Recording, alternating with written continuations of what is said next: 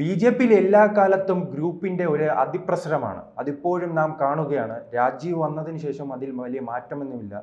രാജീവിന്റെ പ്രവർത്തനത്തോട് പല നേതാക്കൾക്കും അങ്ങ് പൊരുത്തപ്പെടാൻ കഴിയുന്നില്ല. നാം കാണുന്ന സമരങ്ങളൊന്നും ഇപ്പോൾ നടത്തുന്നില്ല. പിണറായി സർക്കാരിനെതിരെ 4-ാം വാർഷികത്തിൽ പോലും ഒരു സമരം നടത്താൻ രാജീവിന് കഴിഞ്ഞില്ലെന്ന രീതിയിലുള്ള വലിയ വിമർശനങ്ങൾ ഉണ്ടാകുന്നുണ്ട് ഈ രാജീവിന് എതിരെ നിൽക്കുന്ന നേതാക്കളുടെ ഭാഗത്ത് നിന്ന്. അങ്ങനെ രാജീവിനെ കൊണ്ട് കഴിയുന്നില്ലേ? അല്ല, രാജീവ് ചന്ദ്രശേഖർ വന്നത് തന്നെ മാറാത്തത് മാറും എന്ന് പറഞ്ഞുകൊണ്ടാണല്ലോ. മാറാത്തതെന്നാണ് ഈ സമരം, പതിവായിട്ടുള്ള സമരങ്ങൾ, വഴിപാടുപോലുള്ള സമരങ്ങൾ. എന്ത് പ്രയോജനവും അതുകൊണ്ട് നേടിയിട്ടുള്ളത്? നോക്കൂ, നമ്മുടെ ഇപ്പോൾ സമൂഹം മാറിയിട്ടുണ്ട്. നമ്മുടെ ഇന്ത്യ എന്ന് പറയുന്നത് ലോകത്തിലെ സാമ്പത്തിക ശക്തികളിൽ 5-ാമത്തേതായിട്ട് ഇപ്പോൾ 4-ാം സ്ഥാനത്തേക്ക് വന്നിട്ടുണ്ട്. അത് ഔദ്യോഗികമായിട്ട് പ്രഖ്യാപിച്ചിട്ടില്ലെന്ന് മാത്രമേ ഉള്ളൂ. പലതിലും നമ്മൾ 1-ാം സ്ഥാനത്ത് എത്തിയിട്ടുണ്ട്. അപ്പോൾ ഒരു മധ്യവർഗത്തിലേക്ക് ജനങ്ങൾ താഴേക്കിടയിൽ നിന്ന് ഉയർന്നുകൊണ്ടിരിക്കുന്ന ഒരു ട്രാൻസ്മിഷൻ, അത് നടന്നുകൊണ്ടിരിക്കുന്ന സമയമാണ്. പരിണാമം സംഭവിച്ചുകൊണ്ടിരിക്കുന്ന സമയം, ട്രാൻസ്ഫർമേഷൻ എന്നാണ് പ്രധാനമന്ത്രി അതിന് പറയുന്നത്.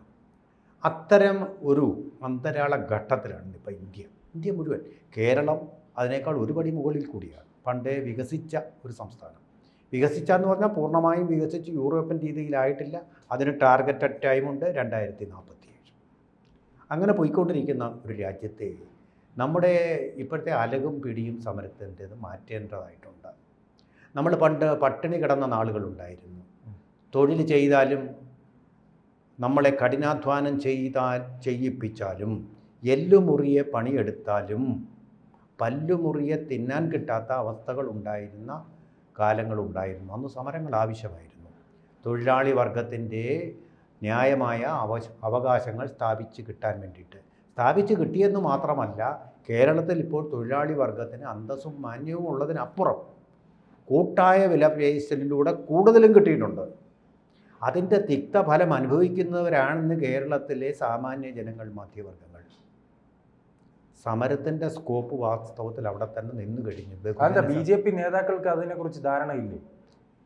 രാജീവ് പഠിപ്പിച്ചിട്ടും മനസ്സിലാകുന്നില്ല. ഈ ട്രാൻസ്ഫർമേഷൻ്റെ ഫലം വന്നത്, രാഷ്ട്രീയത്തിലും വന്നത്, അതിൻ്റെ ഒരു പെർസെപ്ഷൻ അവരിലേക്ക് വന്നില്ല. അത് ഗ്രാജുവലായിട്ടേ വരൂ, പെട്ടെന്നൊരു ദിനം വരില്ല. അപ്പോൾ പഴയതിൽ നിന്ന് പുതിയതിലേക്ക് പോകുമ്പോൾ അവിടെ എപ്പോഴും ഒരു ലേബർ പെയിൻ ഉണ്ട്. ആ ലേബർ പെയിൻ്റെ ഘട്ടമാണ്. ഇപ്പോൾ പുതിയൊരു നേതൃത്വം വന്നിനി നേതൃത്വത്തിന് താഴേക്കായി പോകുന്നത്. അവിടെ ഈ പ്രശ്നം വരുന്നത് ഞാൻ പറഞ്ഞുതരാം. അതായത് അത്തരം സമരങ്ങളുടെ ഒരു വഴിപാട് പോലെ നടത്തുന്ന, ക്ഷേത്രങ്ങളിലൊക്കെ വഴിപാടുകൾ നടത്തുമല്ലോ, അത് സ്ഥിരമായ ബന്ധാവിലൂടെ, സ്ഥിരമായ രീതികളിലൂടെ ഒക്കെ നടത്തുന്ന, ശീവേലിയൊക്കെ നടത്തുന്ന പോലെ ഒക്കെ നടത്തുന്ന ഒരു സമരമുറ. അതായത് വരുന്നു, കുറേ ആളുകൾ പ്രതിഷേധിച്ചുകൊണ്ട് ഇങ്ങനെ പ്രകടനമായിട്ട് വരുന്നു, പോലീസ് ഒന്നും ചെയ്യുന്നില്ല, നോക്കി നിൽക്കുന്നു. അപ്പോൾ പ്രകോപനം, ബാരിക്കേഡ് കെട്ടിയിട്ടുണ്ട്, സെക്രട്ടറിയല്ലേ കയറാതിരിക്കാൻ. ആ ബാരിക്കേഡുകളുടെ മുകളിൽ കയറി നിൽക്കുന്നു. വീരവനിതയായിട്ട് അതിൻ്റെ മുകളിൽ ഝാൻസി റാണിയായിട്ട് ചില സ്ത്രീകൾ കയറി നിൽക്കുന്നു, പിടിച്ചു കുലുക്കുന്നു. എന്നിട്ടും എപ്പോഴും ഒന്നും ചെയ്യാത്തപ്പോൾ മതിൽ കടന്ന് ചാടാൻ ശ്രമിക്കുന്നു. അപ്പം ചില ബീരങ്കി പ്രയോഗിക്കുന്നു, കുറേ പേർ തറയെ വീഴുന്നു.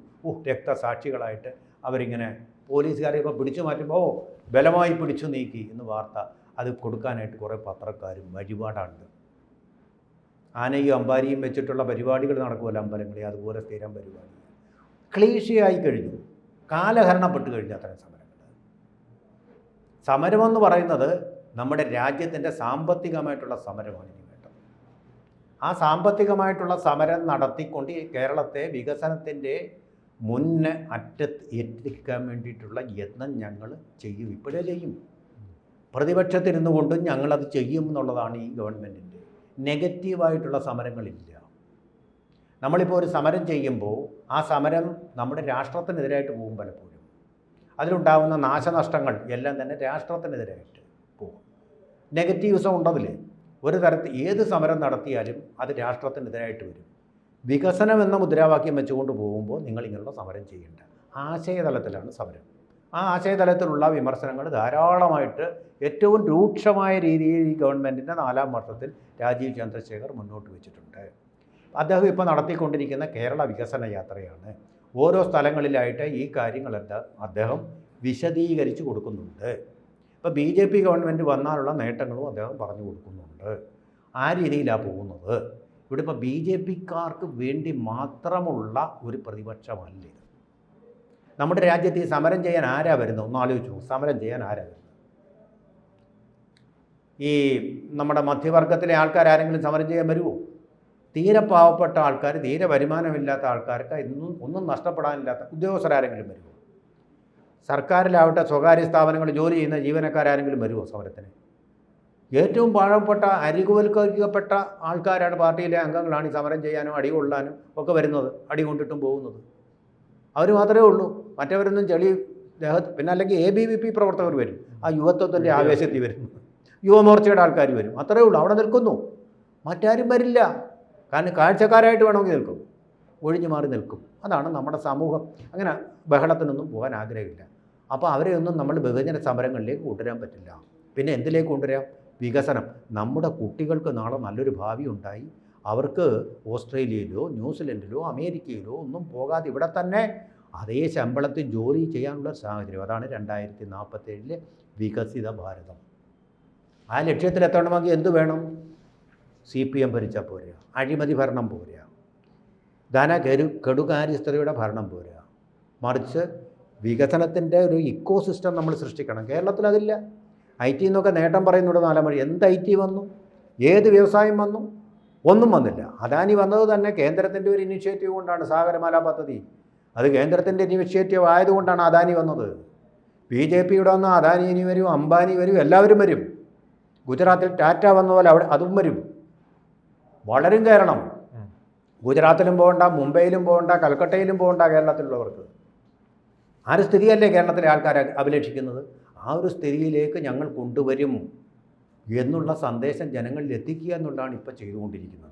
രാജീവ് എന്തായാലും പ്രത്യേക ലക്ഷ്യം വെച്ചാണ് കേരളത്തിൽ വന്നത്. അദ്ദേഹത്തിന് വലിയ ലക്ഷ്യമുണ്ട്. BJP കേരളത്തിൽ അധികാരത്തിൽ എത്തിച്ചാൽ മാത്രമേ ഇനി നാട്ടിലേക്ക് തിരിച്ചു പോവുകയുള്ളൂ, കേരളം വിട്ടുപോവുകയുള്ളൂ എന്ന് അദ്ദേഹം പറയുന്നുണ്ട്. അപ്പോൾ അദ്ദേഹത്തിന്റെ ലക്ഷ്യത്തെ പിന്നോട്ടടിക്കുമോ ഇത്തരം നേതാക്കളുടെ ഇത്തരം വിമർശനങ്ങളും ഇത്തരം നീക്കങ്ങളും? അവിടെയാണ് നമ്മൾ ശ്രദ്ധിക്കേണ്ടത്. ഉള്ളിൽ അദ്ദേഹത്തിന് ചുമ്മാ ഇങ്ങോട്ടൊന്ന് നേതാവായിട്ട് വേഷം കെട്ടി ഞാൻ ഈ സ്ഥാനത്തിരിക്കും അങ്ങനെ ആഗ്രഹമൊന്നും ഉള്ള ആളല്ല പുള്ളി. അതിനേക്കാൾ വലിയ സ്ഥാനങ്ങൾ അദ്ദേഹത്തിന് സ്വന്തമായിട്ട് സ്വകാര്യമായിട്ടുണ്ട്. പുള്ളിക്ക് ഉള്ളിലൊരു നല്ലൊരു മാനേജ്മെൻറ്റ് എക്സ്പേർട്ടാണ്. എന്താണ് ചെയ്യേണ്ടതെന്നുള്ള വ്യക്തമായിട്ടുള്ള കാഴ്ചപ്പാടുണ്ട്. നമ്മൾ നോക്കൂ, തിരുവനന്തപുരം മണ്ഡലത്തിൽ വന്നിട്ട് ഇങ്ങനെ ഒരു ടെക്നോക്രാറ്റ് വന്നിട്ട് ഇത്രയും സ്കോർ ചെയ്യാൻ കഴിയും നമ്മൾ ആരെങ്കിലും വിചാരിച്ചോ? ശ്രീജിത്ത് വിചാരിച്ചോ? എല്ലാവരും തുടക്കത്തിൽ ചർച്ച ഉണ്ടായത് ഇദ്ദേഹം 3ാം സ്ഥാനത്തിലേക്ക് പോകുമെന്നാണ്. കാരണം കുമ്മനവും രാജഗോപാലെല്ലാം അല്ല, നമ്മൾ ഞാൻ ചിന്തിച്ചത് കെട്ടിവെച്ച തുക പോകുമെന്നാണ്. ഒരു ടെക്നോക്രാറ്റ് ഈ മണ്ണുമായിട്ടൊരു ബന്ധവുമില്ലാത്ത ആളിങ്ങനെ വരുന്നു. എത്ര സ്കോറാണ് അദ്ദേഹം നേടിയത്? വിറച്ചില്ലേ ശശി തരൂർ? വിറച്ചില്ലേ? വിറപ്പിച്ചു. ശശി തരൂരിനെ വിറപ്പിച്ച് ശശി തരൂർ ഒരിക്കലും ആരോപിക്കാത്ത തരത്തിലുള്ള ആരോപണം, അദ്ദേഹം കൈക്കൂലി കൊടുക്കുന്നു എന്നൊരു ആരോപണം ശശി തരൂരിന് പറയേണ്ടി വന്നു നിൽക്കക്കളിയില്ലാതെ. കാരണം മുൻകൂർ ജാമ്യം എടുത്താൽ തോറ്റുപോകുമെന്ന് പേടിച്ചു ശശി തരൂർ. അതാണ് അദ്ദേഹത്തിൻ്റെ മാനേജ്മെൻറ്റ് ക്വാളിറ്റി. ആ ക്വാളിറ്റിയിലാണ് പോകുന്നത്. അപ്പോൾ പരമ്പരാഗത സമരങ്ങൾ ഉണ്ടാവില്ല. അപ്പോൾ അത് പ്രതീക്ഷിച്ച ആൾക്കാർക്ക് അല്പം നിരാശ തോന്നും. അപ്പോൾ ഇതെന്തോ ഒന്നും നടക്കുന്നില്ലല്ലോ എന്ന് തോന്നും. പക്ഷേ ഉള്ളിൽ അദ്ദേഹത്തിൻ്റെ ലീഡർഷിപ്പുണ്ട്. എന്താണ് അടുത്ത സ്റ്റെപ്പ് എന്നുള്ളതിന് വ്യക്തമായിട്ടുള്ള വ്യക്തതയുണ്ട് അദ്ദേഹത്തിന്. കാഴ്ചപ്പാടെന്ന് ഞാൻ പറയുന്നില്ല, വ്യക്തതയുണ്ട് ഉള്ളിൽ. അത് അദ്ദേഹം സ്കോർ ചെയ്യുക തന്നെ ചെയ്യും. BJPയെ അധികാരത്തിലേറ്റാനുള്ള വഴി നാഷണൽ ഹൈവേ പോലെ വിശാലമാക്കിയിട്ടേ അദ്ദേഹം പോകത്തുള്ളൂ. നോക്കിക്കോളൂ. ഇവിടെ നിന്ന് ഞാനിപ്പോൾ പറയുന്നു, അടുത്തത് ഈ ഒരു ഭരണം കൂടി ചിലപ്പോൾ പിണറായിക്ക് പോകും, കോൺഗ്രസിൻ്റെ കുഴപ്പമുണ്ട്. അടുത്ത ഭരണം ഉറപ്പായിട്ടും വരുന്നത് BJPക്ക് തന്നെ ആയിരിക്കുമെന്നുള്ള കാര്യത്തിൽ യാതൊരു സംശയവും ഉണ്ടാവില്ല. കൂടുതൽ വാർത്തകളും വിശേഷങ്ങളും നിങ്ങളിലേക്ക് എത്താൻ ABC മലയാളം സബ്സ്ക്രൈബ് ചെയ്യുക, ബെൽ ബട്ടണും അമർത്തുക.